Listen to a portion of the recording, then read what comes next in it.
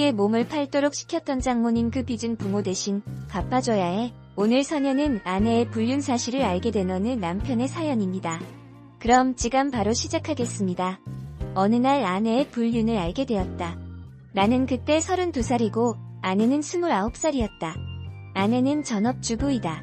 내가 다니는 회사는 적은 회사지만 의외로 잘 나가는 벤처기업이라 알짜 기업으로 다른 회사보다 연봉이 많은 편이다. 나의 본가와 아내는 서로 교류가 있지만 난 처가와와 교류가 거의 없었다. 이상하게도 내가 처가와 친하게 지내려고 하면 아내가 꺼리는 느낌이 들었다. 어느 발부터 아내가 이상해졌다. 어느 순간부터 아내가 휴대폰을 항상 가지고 다니고 휴대폰을 보는 시간이 늘어나고 친구 집에 간다는 등 외출도 예전부터 자주 하고 나의 퇴근 시간을 신경 쓰기 시작하는 등 조금씩 변하는 걸 느꼈다. 흔히 말하는 불륜의 패턴이라면 부부관계를 싫어하거나 거부하거나 집안일을 소홀히 한다거나 한다는데 아내는 그러질 않았다. 오히려 더 적극적이라고 해야 할지 전보다 더욱더 강렬함이 느껴졌다. 그런데 미묘하게 아내에게 변호가 있는 걸 나는 느낄 수가 있었다. 지금까지 하지 않았던 무엇인가를 아내가 하고 있다는 것을 나는 알 수가 있었다. 아내에게 이번 휴일에 직장 동료와 낚시를 함께 간다고 나는 거짓말을 하고 아내가 무엇을 하는지 보기로 결심했다. 저녁 먹고 밤에나 돼야 집으로 돌아온다고 하고 집에서 나왔다. 차를 렌트해서 집 주변에서 기다리고 있다가 아내가 집을 나오는 것을 봤다. 내 차를 가지고 따라가면 아내가 혹시나 알까봐 차를 미리 렌트했다. 아내는 경차를 가지고 다니는데 경차를 가지고 어디론가 가는 걸 따라갔다. 아내의 차가 멈춘 곳을 어느 호텔이었다. 호텔 주차장에 아내의 경차가 세워져 있는 걸 봤다. 피가 거꾸로 솟구치는 것 같았다.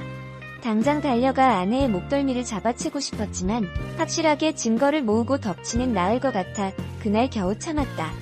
나는 바로 심부름센터를 알아보고 아내의 뒤를 의뢰하였다.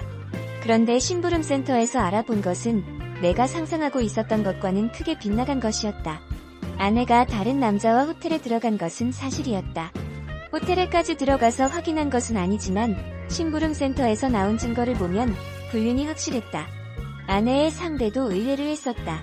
그런데 이상한 것은 아내의 상대남이 아내의 부모님과 몇 번이나 만났다는 것이다. 그런데 그 불륜 상대남이 아내의 부모님을 만날 때는 아내를 빼고 만나고 있었다는 것이다.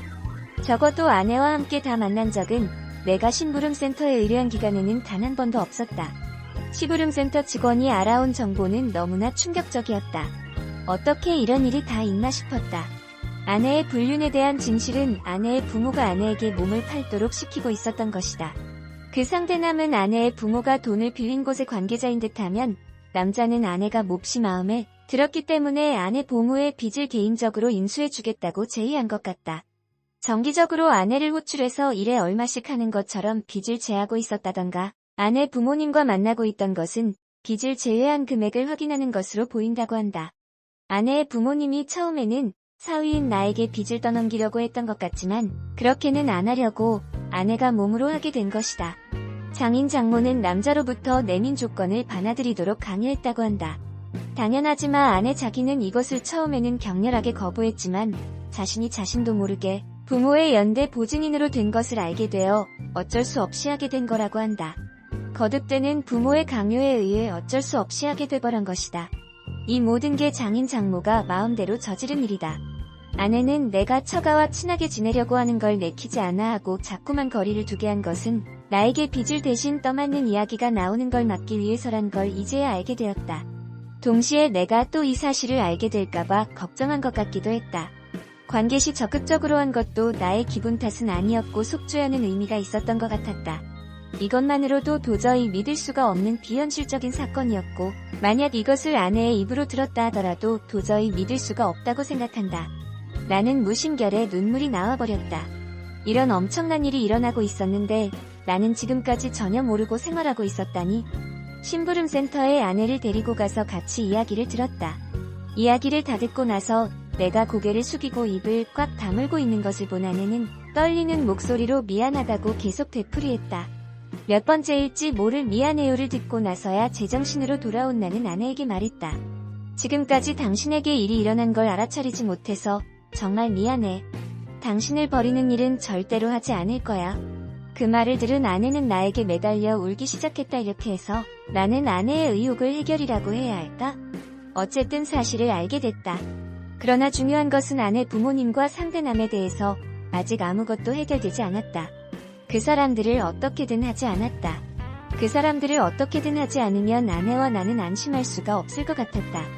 나는 변호사에게 상담을 요청했다. 다른 남자와의 잡자리를 강요한 아내 부모님이나 그 상대의 남자에게 어떤 제재가 주어질 수 있는지, 아내에게는 죄를 추궁받는 일은 없는 것인지 등등을 문의했다. 변호사는 잠자리를 제안한 남자와 아내의 부모님에게 남편이 있다는 것을 알고서 한행위임으로 위자료 청구는 충분히 가능할 것으로 보인다고 한다. 아내는 강요에 의한 관계임을 확인할 수 있으니 처벌 가능성은 낮다고 했다. 그리고 아내 부모의 채무에 대해서 아내가 연대 보증인이 되어 있던 사건은 인감을 날조하거나 마음대로 도용한 가능성이 높다고 했다.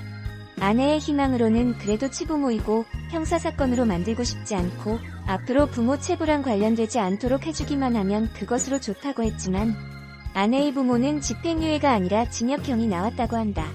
집행유예가 될 줄 알았는데 전과가 있었던 걸까 싶기도 하지만 이제 와서 굳이 알아볼 필요도 없고 또 궁금하지도 않았다.